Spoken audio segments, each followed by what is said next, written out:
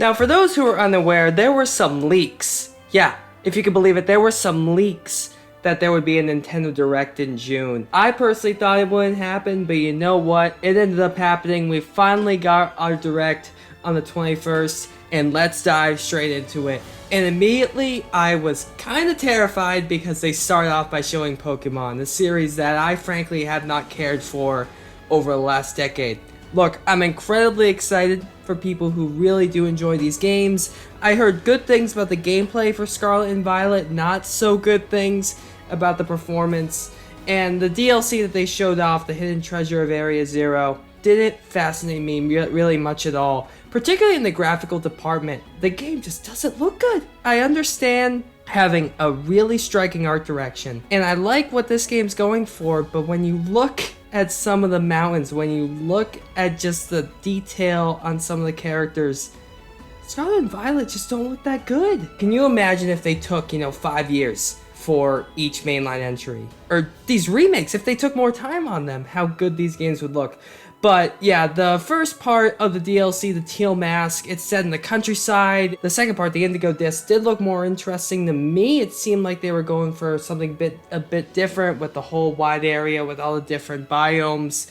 I'm happy for people who are excited about this. Certainly it's going to sell a bunch. This is pretty much what appears to be their big holiday Pokemon push. But thankfully, if you ask me, the beginning was not indicative of the entire Direct, as immediately following Pokemon, we got another look at Sonic Superstars.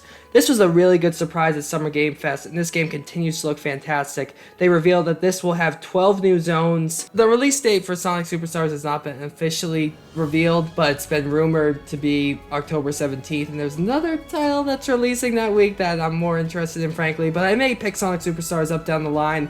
It looks like a really, really solid 2D Sonic entry. I loved Sonic Mania. I'm very happy to see Sega doing this. I hope it turns out good. After this, we got a look at Palia. This is a free-to-play adventure sim with what appears to be a lot of farming elements, as well as online co-op, and this looks fine. It looks fine. To me, the art style kind of looked like a combination of Genshin Impact and The Sims. One of the greatest achievements of the Switch, in my opinion, is that it's long been considered the place to go for independent developers. But is it safe to say that if you're a farming game fan, this is the place to go now too? I think it's safe to say. And there were quite a few of them in this Direct. After this, another look at Persona 5 Tactica. This looks like a really neat tactical game. I still need to get around to Advance Wars, so I'm unlikely to pick this up at launch. It's also coming on Game Pass. The art style looks unique, the combat looks really fun, and there are new vocal tracks, which the soundtrack for Persona 5 is simply fantastic. And also, I'll mention, I know this is getting into overall thoughts, which I'll have later in this discussion, but Persona 3 Reload, it never showed up here. Atlus appears to be doing everything in their power to not reveal that game for Switch, and now I'm starting to think maybe it's not happening after all. Now, if you thought Ketchup vs. Mayo was bad, oh, you have not seen the latest Splatfest. They announced another Splatfest with Splatoon 3, and this time it's vanilla, strawberry, and mint chip. Well, first of all, the only right answer is mint chip. But why not do chocolate? Why not do chocolate? I mean, it just makes no sense to me. No word on side order in this Direct. I'm starting to think it may come out early next year. Years and years after its initial announcement, we got a look at the sequel to Detective Pikachu, Detective Pikachu Returns. And much like Scarlet and Violet, look, I'm a gameplay first person, but this game does not look that good graphically. I mean, it very much to me looked like an up-res 3DS game, which is fine. I mean, as long as the game plays well and it's fun, that's what's important. But I just would have expected more. I would have expected more from this. I had not played the original Detective Pikachu. I may need to give it a look after this. I'm for Pokemon doing more experimental things. I know a lot of people were fans of new Pokemon Snap when that released. That was a breath of fresh air. This similarly does look like a breath of fresh air. We're roughly 12 minutes into the Direct, right? And to this point, I'm like, we've had some cool announcements. Certainly seen Detective Pikachu again. Excited a lot of people. But for me, nothing really stood out. And then they just decided, we are going to announce everything under the book, and that's gonna start with the Super Mario RPG remake. You should have seen my face when this was unveiled. Just so I was smiling ear to ear. Mario RPG is a special game. I have not fully completed it, but I have played it. I have played roughly, I think, halfway, And I can just tell, just the way the game incorporates its humor, the way the combat system works, just the entire design, Yoko Shimomura's excellent soundtrack. It really is a game for the ages. It's something that defined the Super Nintendo era.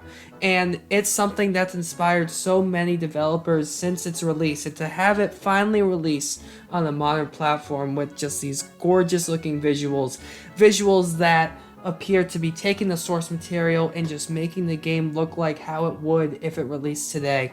It looks magical. It looks truly magical. And this is absolutely a day one purchase for me. It very much does look like a by the numbers remake. You can just tell by the environments, the way Mario's moving in 8 directions. But look, it's Mario RPG. Could Mario RPGs finally be making a comeback? Who knows, but all I know is that not every single character is a Toad anymore, and that yes, Geno is coming back. But this is only the start. This is just the mere appetizer. We're starting to get to the full meal here. We get a look at the next game starring Princess Peach, and this doesn't appear to be a sequel to Super Princess Peach on the Nintendo DS, but something completely new and different. I did not at all expect this, but this may be one of the more exciting announcements of the Direct, because this may be a whole new IP. We don't get much of a look into the gameplay. There may be some way Peach incorporates different powers. This could be what Goodfield's working on. I really don't know what to expect, and for me, that's something I haven't felt in a little bit.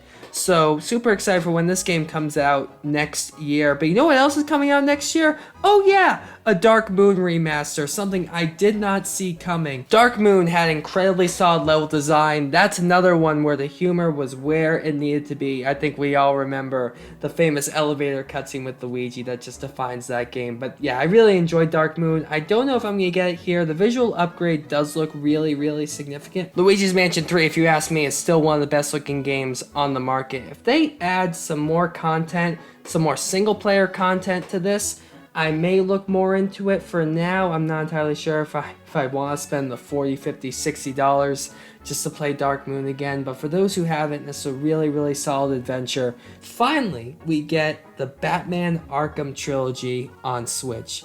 I know I'm in the minority when I say that Arkham Knight is my favorite one of the 3. Graphically, it still looks better than a lot of the games out there. The whole series just tells a really good story. They really do flesh out the character of Batman with some really great environments, some great gameplay.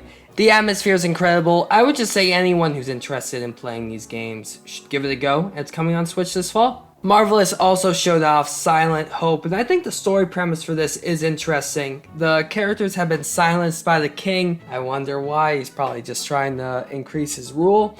This is incorporating a lot of different gameplay features, from ever-changing dungeons to even, farming sim elements. I thought they did a good job in the trailer, really going over the gameplay loop of this. You're going from the base camp to the abyss and back again. The story is what's really going to capture me for a game like this. If the story ends up being good, I may end up giving it a go. Until then, I'll keep my eye on this. It comes out October 3rd. Maniac Mechanics. I always wanted to really get into Overcooked. I just don't have a bunch of friends who particularly want to play it. But this looks like an Overcooked just related to the automobile industry, and I'm all for it. It looks like complete chaos. This looks like a great game when you have a bunch of people around you. We also got another look at the Mario and Rabbids DLC that's out now. I do need to get this game. I'm waiting to see what the Rayman DLC holds. That's what I'm personally excited for. I know Ubisoft CEO was recently quoted as saying that the game undersold expectations and that they should have followed Nintendo's advice to release it on the next console. But in terms of quality, I've heard nothing but good things about this game, so I gotta give it another look, and the DLC looks great. Now, I will admit, I'm not too into Dragon Quest. I really enjoyed 11. I can't wait to see 12, and I'm excited as well for 3 when that comes to Switch. But I was watching this with a friend who is huge into the series, and witnessing his reaction to another Dragon Quest Monsters game, it was heartwarming. And I'm incredibly happy for fans of this series. The next entry in Dragon Quest Monsters is coming out this December. Looks good. Since its announcement, I pretty much knew I was going to get Pikmin 4. I really enjoyed Pikmin 3, and this is a franchise that just bursts with creativity. But this Nintendo Direct gameplay showcase, I think, is what truly sold me on the game. They showed off so many new gameplay aspects, from the glow Pikmin to the various areas you'll be exploring, the inside of the house, Dandori battle. There's just so much going on here. I want to speak a bit more about the Dandori battle though, because that's something that really stuck out to me. It made me think, I'm really hoping that Bingo Battle returns in this game. That was an incredibly fun mode in Pikmin 3, and if they add it with online, I would play that so much with friends. It really was so fun, so cathartic. Pikmin 4 just appears to be a good time. I mean, literally, the story premise of the game is that you are rescuing the people who were tasked with rescuing Olimar on the planet. I mean, what does that tell you? The game's not entirely taking itself seriously, but it does have some seriously good gameplay. But that's not all. That's not all the Pikmin announcements. Pikmin 1 and 2 are finally coming to Nintendo Switch. Now, these just appear to be ports of the original games, but that is completely fine. They're finally on a modern platform. You can buy each of the games separately for $30 or as a combined pack for $50. They're digital only for the time being, but they're coming out physically in September. A very pleasant surprise indeed. We also got another look at the Metal Gear Solid collection. Everything about this looks great. It looks like a really good, really comprehensive collection. And Nintendo, take notes. You can look at concept art, digital graphical novels, screenplay books, and even the soundtrack. This is blowing Super Mario 3D All-Stars out of the water in terms of an actual anniversary. This is coming out October 24th. There's so many games coming out. That is the thing. There are so many games coming out. I want to play these games. I will get to them, but this collection does look fantastic. Vampire Survivors is also coming to Switch. I know the phrase perfect for Switch is thrown around all the time, but truly this game appears to be perfect for the Switch. Grab and go, play for 30 minutes, try and survive. I've heard great things about Vampire Survivors. It's on Game Pass. It got a lot of traction through the streaming service. I do need to give this a go, and the Switch may be my opportunity to do that. It looks like a lot of fun and looks incredibly addictive, but at the same time it looks almost too addictive. I feel like I could get super into this. Headbangers Rhythm Royale. I am all for these unique takes on the Battle Royale genre, and Headbangers looks incredibly creative. It does look like a lot of fun. I feel like it could get repetitive. There's only 20 minigames, and I am fearful that this game could lose a lot of traction, and as a result, it may be tough to find games to play down the line. It may be tough to join an online lobby, but for now, it looks like a lot of fun. It looks incredibly creative, and it comes out on Halloween. Now, I've thought long and hard about what my biggest highlight from this direct was, and I gotta be honest, I think it was Penny's Big Breakaway. The moment I heard this was made by the Sonic Mania team, I was on board. I mean, it's a throwback to classic mascot 3D platformers. It almost reminds me of Glover, just in terms of its art style and its logo. But this is borrowing, or it appears to be inspired by more recent 3D platformers like Odyssey. Just a really cathartic, really fun sense of locomotion. Penny's Big Breakaway just looks fun. It just looks fun. And that's why I'm incredibly excited for when it launches next year. I think a lot of childhood dreams are being fulfilled today, as you can finally race in Mario Kart on your toilet. They revealed a new track for the upcoming DLC wave, Squeaky Clean Sprint. And I join a lot of people in saying that the best courses in the DLC so far have been the completely original ones. Yoshi's Island in Wave 4 was incredibly fun. Ninja Hideaway is one of the best tracks in Mario Kart history, if you ask me.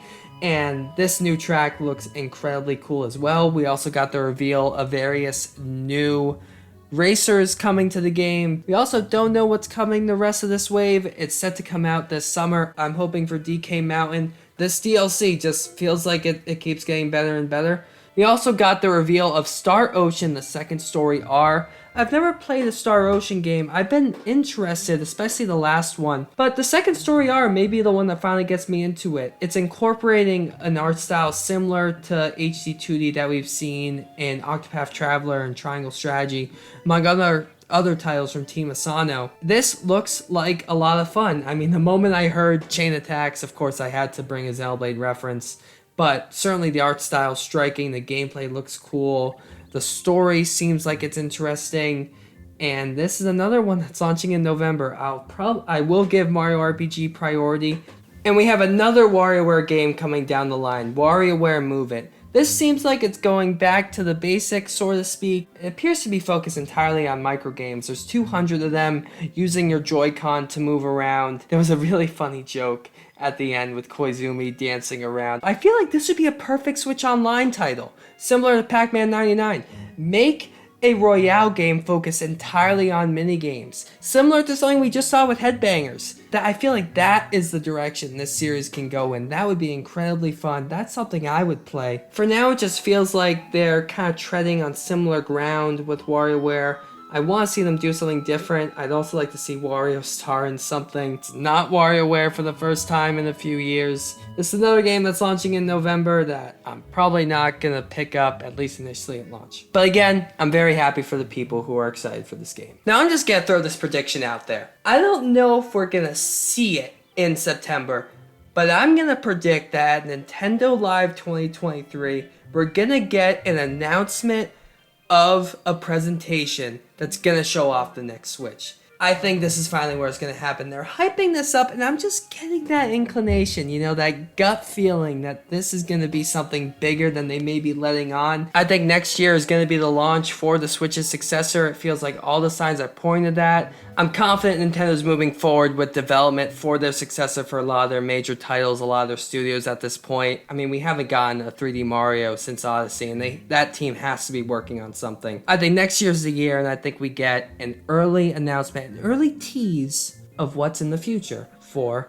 Nintendo here. You always hope for that true big one more thing. That one more thing that really excites you and gets you hyped. And luckily, for the most part, Super Mario Bros. Wonder did exactly that. We are getting a new mainline 2D Mario game for the Nintendo Switch that's not using the new Super Mario Bros. Moniker.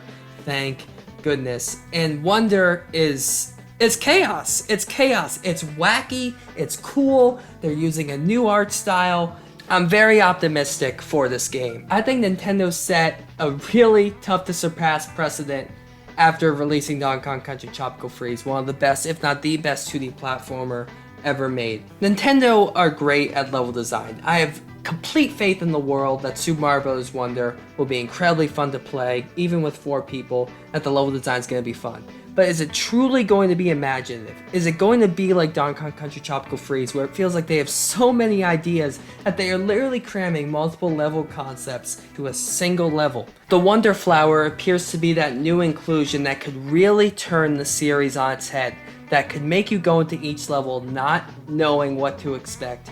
And that's what I'm hoping from Super Mario Bros. Wonder. This is a game I'm incredibly optimistic about, that's going to be a day one purchase. October 20th is going to be an incredibly busy day with this and Marvel's Spider-Man 2. And now we get to my overall thoughts, and I'm really happy to say that I was incredibly satisfied with this Nintendo Direct. I leave the Direct far more excited, far more optimistic about the Switch's upcoming lineup than I was before. And I think that's exactly what Nintendo hoped to do, and they accomplished it. I was incredibly pleased by the Super Mario RPG reveal, the Super Mario Bros. Wonder reveal. They had games coming left and right. Literally, there are games that I'm forgetting about, or that I'm constantly forgetting were in this Direct. Especially like the Dark Moon remaster. It feels like that would have been like a headlining title back, years ago. But I think we're witnessing a far more competent, far more competitive Nintendo, one that wants to win. And right now they are hot off the heels of Tears of the Kingdom, and now they're hot off the heels of one of the best-selling movies of all time with the Mario movie. They are using their mascot character to their full advantage, and it's showing. The developers are bursting with creativity. Right now, Nintendo's riding arguably their biggest high, and they showed it here. And there were titles they have coming up, such as the Batten Titles 1 and 2 remaster, that weren't even here. I think it's obvious why some other titles weren't here, but overall, I'm very happy about this. And there's a lot to look forward to when it comes to 2024. For me, it's the Untitled Peach game and Penny's Big Breakaway. That's not Nintendo developed, but I'm so very excited for that. And Metroid Prime 4, I think personally, is going to be a launch title that coincides with the Switch's successor. This Direct certainly had pacing issues, particularly in the beginning. And some of the titles shown, such as WarioWare Move It and the Luigi's Mansion Remaster, personally didn't appeal to me. So I would like to have seen something else when it came to first party, but It's very tough to complain for me when it comes to this direct. I thought they did a great job. I thought this more than made up for what I thought was a relatively average showcase back in February. I mean, Gino's back. Mario RPGs may be back. Isn't that a beautiful thing? But that will do it for this discussion. Let me know what you thought about the Nintendo Direct in the comments below. Follow me on social media at TrueMRichardson, and also keep an eye out on Michael's blog for other gaming related content. Thank you so much for listening, and until next time, stay well.